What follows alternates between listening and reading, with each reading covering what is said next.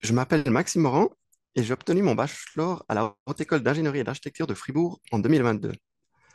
Mon travail dans le domaine de l'hydraulique était en fait un travail de recherche qui visait à étudier l'évolution à long terme de la température de l'eau dans le barrage de Schiffenen.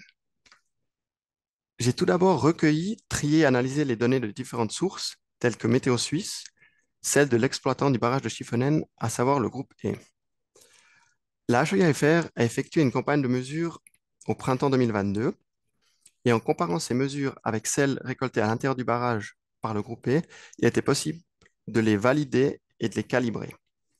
Avec ces données qui ont été calibrées, nous avons pu étudier l'évolution de la température de l'eau à l'intérieur du barrage depuis sa construction en 1972 jusqu'à aujourd'hui.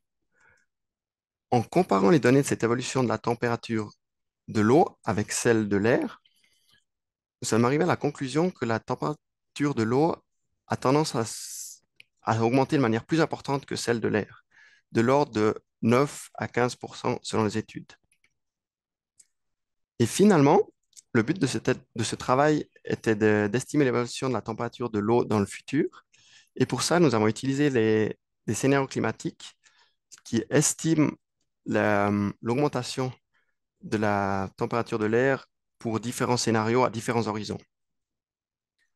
En extrapolant ces valeurs pour les valeurs de la température de l'eau à l'aide du facteur de corrélation que j'ai cité précédemment, c'est-à-dire de l'ordre de 1,09 à 1,15, j'ai pu estimer l'augmentation de la température de l'eau jusqu'en 2085.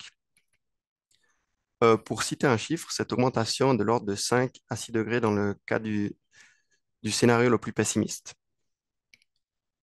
Finalement, ce travail a donc permis de quantifier ce réchauffement et pourra permettre aux exploitants de barrages tels que celui de Schiffenen d'anticiper ce réchauffement et de prendre d'éventuelles mesures pour contrer les effets liés à ce réchauffement.